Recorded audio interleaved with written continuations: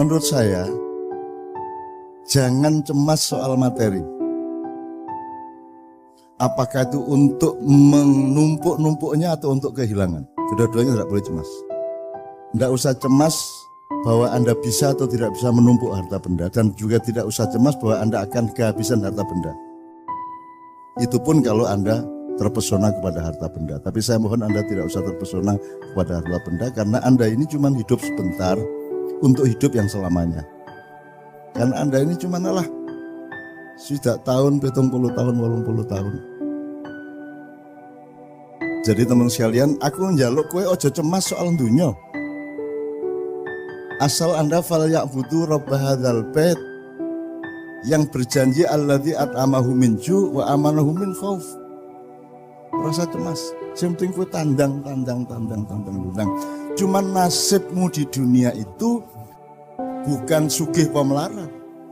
Nasibmu di dunia adalah ketepatan kerjaanmu, ketepatan posisimu, ketepatan tandangmu, ketepatan posisimu di dalam suatu struktur, dalam satu bagian manajemen, di dalam satu ketepatan menempatkan diri. Jadi nek kowe iki nasib karo Gusti Allah dadeke suket yo aja berjuang dadi wit kelapa. Sebenarnya itu aja. Nasib itu adalah ketentuan Allah yang sifatnya menyeluruh, total dan tertulis di Lauhil Mahfuz. Kowe bakat iki, cenderung iki. Kowe aja nglakoni sing dudu kowe. Kalau takdir itu adalah keputusan-keputusan kasuistik atas keseluruhan nasib itu.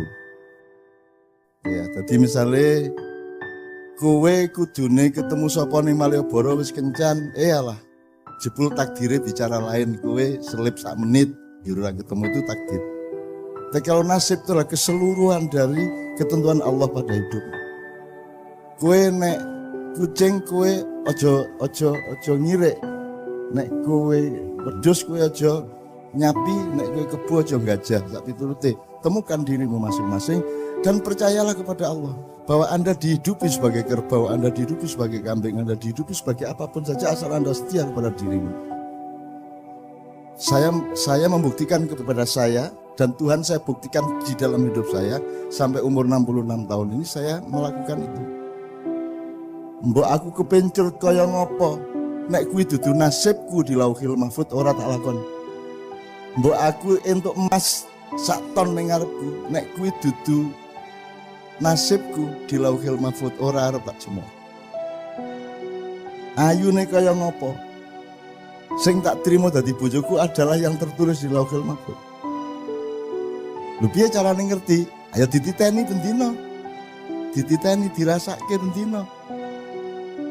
Sebenarnya sekolah itu untuk membimbing orang untuk mengetahui nasibnya. Kok saiki sekolah nggawe nasib dhewe. Kabeh dikongkon nek ora kedokteran ya farmasi, nek farmasi visipol, nek visipol fakultas lain dan seterusnya. Itu semua sebenarnya menyinggung perasaan Tuhan. Setengah mati saya mintakan maaf Anda semua itu. Anda itu menyakiti Tuhan. Seluruh manusia di dunia ini nyakiti Tuhan. Bangetan gue ini. Dan aku tidak peduli nasibku. Yang aku lakukan adalah memohonkan ampun kepada Allah atas semua manusia. Jadi dolekno awakmu tenang. Terima nasib kuwi, karena itu yang terbaik bagi Allah. Tidak ada rumput cemburu kepada padi, tidak ada padi cemburu kepada kelapa, tidak ada kelapa cemburu kepada binatang, tidak ada binatang cemburu kepada manusia. Itu yang terbaik. Maka masukilah dengan tadris, taklim, ta'rif dan takdib, maka engkau akan menemukan keindahannya. Dan Anda kan sudah belajar menemukan keindahan di dalam tingkat-tingkat keseimbangan yang luar biasa yang Anda alami selama ini. Nyuwun sewu ya, ke zaman Nabi Adam orang wong lumpuk semene kae, kadang-kadang sampai 20.000, 30.000, nganti jam 2 bengi, jam 3 ora tau ono. Zaman Kanjeng Nabi ya urung semene kae wonge. Terus ya orang lumpuk nganti semene suwene iki. Dan Anda luar biasa. Mas Tanto yang kayak begitu Anda punya. balance ya, untuk menerima. Anda coba saiki Kristen, Islam ngene iki minoritas, mayoritas macam-macam, wah temane ora karu-karuan. Coba di sini begitu mesranya. Ngerti maksud saya? Puaslah dengan dirimu yang dinasibin oleh Allah, yang dinasibkan oleh Allah. Soal takdir itu dialektika sehari-hari.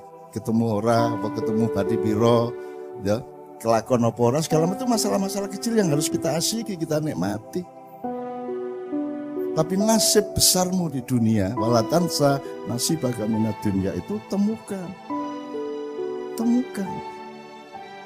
Caranya menemukan adalah Anda la ilaha, ben ketemu ilallah. Aku kokean iko ilallah, kabeh kok Allah ke kabeh kok kepencrut, pengen iki kabeh.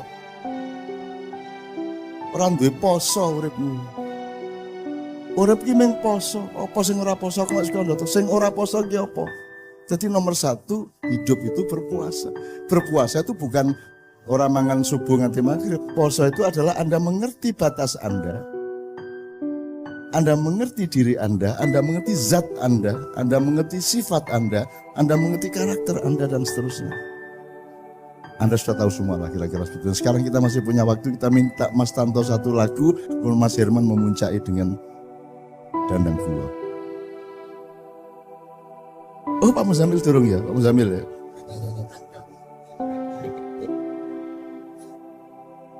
Ya, baik.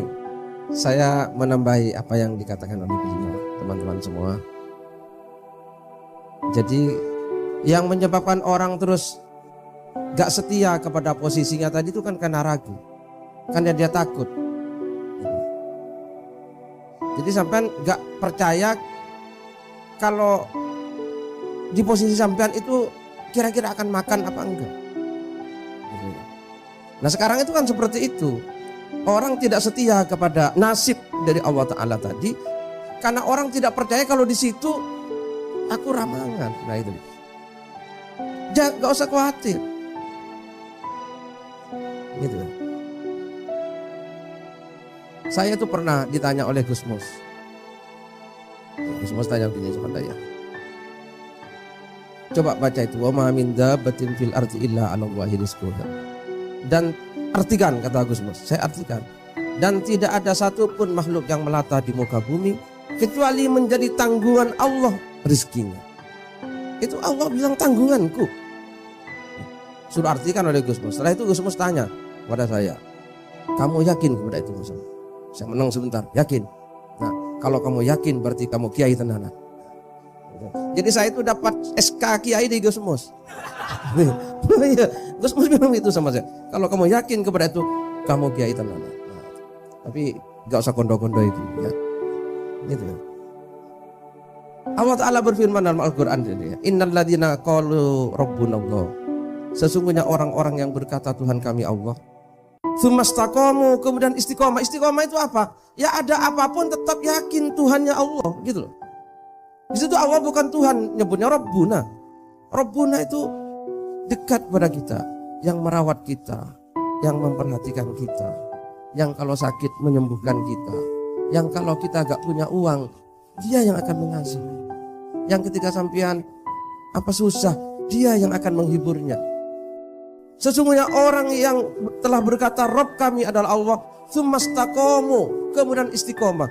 Istiqomah itu apa? Ketika ada apapun gak akan berpaling ke lain hati. Tetap, maka Allah menjanjikan tatanazzalu alaihimul malaikatu. Maka akan turun. Tatanazzalu itu bukan turun ya. Kalau tanzilu itu turun. Tatanazzalu geberuduk alaihim atas mereka al malaikatu, malaikat-malaikat. Malaikat akan turun kepada mereka yang berkata Rabb kami Allah, terus istiqomah. Allah takhafu wa la tahzanu. Kamu jangan takut dan jangan sedih. Wa absyiru, dan bergembiralah bil jannatil lati kuntum tu'adun, dengan surga yang kalian dijanjikan untuk itu. Gitu.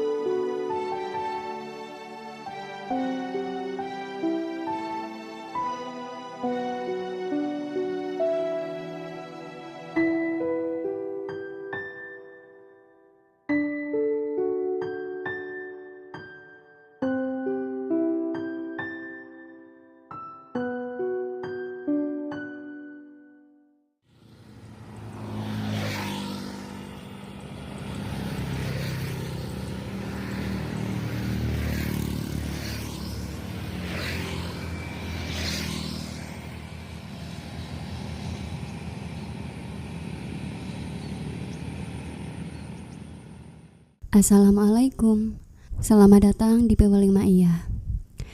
Berikut ini adalah kutipan video Sinau Bareng Mocobat Syafaat tahun 2018 yang sudah pernah kami upload pada tahun 2019 lalu. Dan sebatas yang dapat kami tangkap, kurang lebih beginilah ulasan, rangkuman, atau pointernya. Poin yang pertama adalah Bahnun berpesan kepada jamaah untuk jangan cemas soal materi.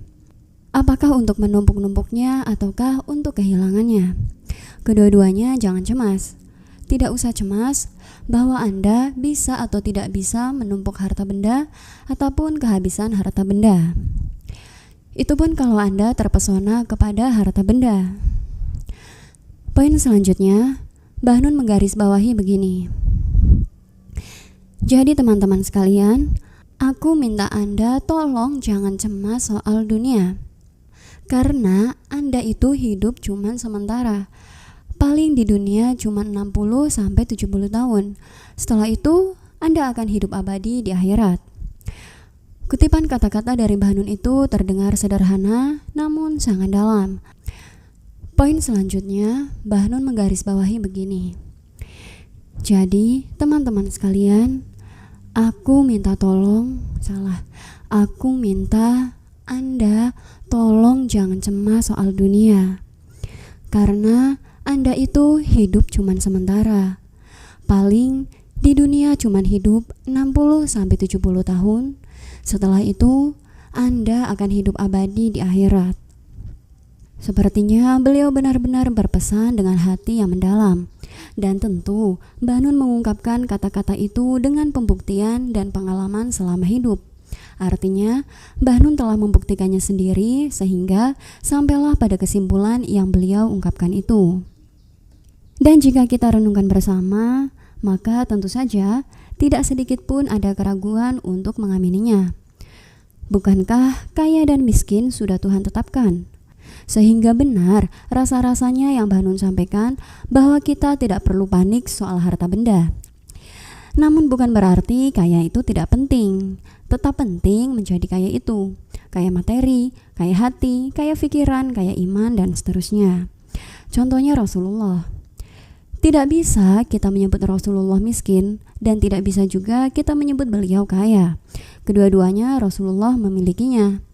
Tergantung dari mana sudut pandang kita dalam memandangnya. Karena kalau ada yang menyebut Rasulullah miskin, tentu salah. Karena nyatanya Rasulullah amat sangat kaya raya. Sedikit contohnya saja untuk sebagai tambahan referensi. Diriwayatkan ketika Rasulullah menikahi Khadijah, mahar beliau adalah 20 ekor unta betina dan masih ditambah dengan beberapa keping emas. Sementara ketika Rasulullah menikahi Aisyah binti Abu Bakar As-Siddiq, mengutip dari hadis yang diriwayatkan oleh Muslim dari Aisyah RA bahwa mahar Rasulullah ketika menikahi Aisyah adalah 500 dirham. Bahkan ketika Rasulullah menikahi Ummu Habibah RA, mahar beliau adalah 5.000 dirham. Jika kita mengacu kepada mahar Rasulullah saja, maka tentulah tidak bisa kita menyimpulkan bahwa Rasulullah itu miskin. Bahkan kita ketahui bersama bahwa sebelum Rasulullah hijrah ke Madinah, beliau sudah menjadi donatur terbesar bagi Madinah. Sehingga ketika beliau berhijrah, maka umat muslim maupun non-muslim dari Madinah berbondong-bondong menyambut beliau.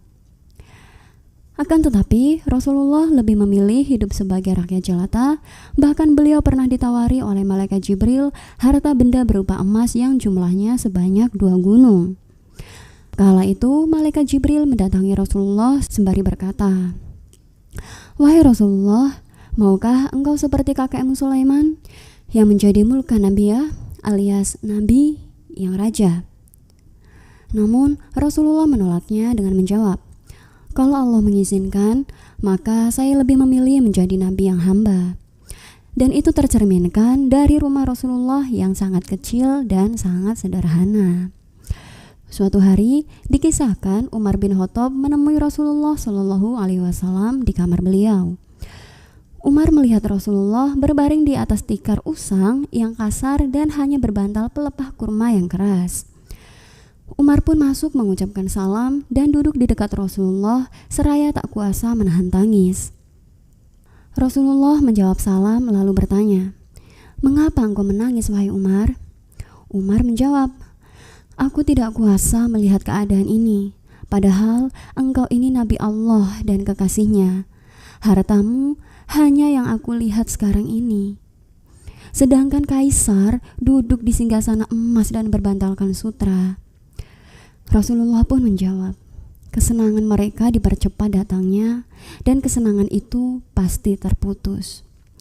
Rasulullah menjelaskan kepada Umar bahwa kesenangannya itu ditunda hingga hari akhir.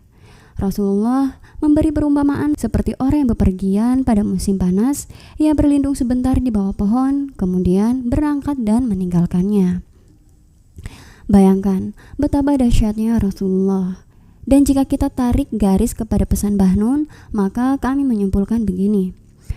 Jangan peduli kepada kaya atau miskin, jalani saja hidup dengan sungguh-sungguh kepada Allah hingga kita tidak lagi sadar dan berurusan dengan kaya atau miskin. Poin yang terakhir adalah Bahnun maupun almarhum Kiai Muzamil berpesan yang intinya adalah jangan kita pikirkan kaya atau miskin, karena asalkan kita menyembah Allah, maka Allah sudah berjanji bahwa Dialah yang akan menjadi akuntansi kita. Allah lah yang akan menjamin semua keperluan kita, dan Allah akan menghilangkan kecemasan atau rasa takut dari apapun. Misalkan Allah akan melengkapi semua keperluan kita sehingga kita tidak takut untuk tidak bisa membayar sekolah anak, atau juga Allah lah yang akan menjamin rezeki kita, maka kita tidak takut akan kelaparan. Allah berfirman dalam Quran surat Quraisy ayat 3 sampai dengan 4 yang artinya, "Maka hendaklah mereka menyembah Tuhan pemilik rumah ini, Ka'bah, yang telah memberi makanan kepada mereka untuk menghilangkan lapar dan mengamankan mereka dari rasa ketakutan." Jadi ternyata jika kita mengacu kepada janji Allah di dalam Al-Quran, maka soal kaya miskin, maka rumusnya sudah jelas bahwa kuncinya adalah menyembah Allah. Artinya, kalau disuruh sholat ya sholat, karena sholat adalah bentuk dari manusia menyembah Tuhannya. Di akhir, Bahnun dan almarhum Kiai Muzamil berpesan yang intinya adalah hendaknya kita fokus saja untuk menjadi diri kita sendiri dan setialah kepada diri kita sendiri. Oke dulur-dulur, sampai di sini dulu ya ulasan atau pointernya. Sebenarnya masih ada begitu banyak hal yang dapat kita pelajari bersama dari kutipan Sinau Bareng pada video ini. Ulasan, pointer atau rangkuman yang kami ungkapkan itu hanya sedikit gambaran saja. Dan semua yang kami ungkapkan itu bukanlah sebuah kebenaran, hanya saja semoga dapat sedikit menambah referensi. Mohon maaf atas semua kelemahan sudut pandang kami, matur suwun dan sehat selalu saudaraku. Wassalamualaikum.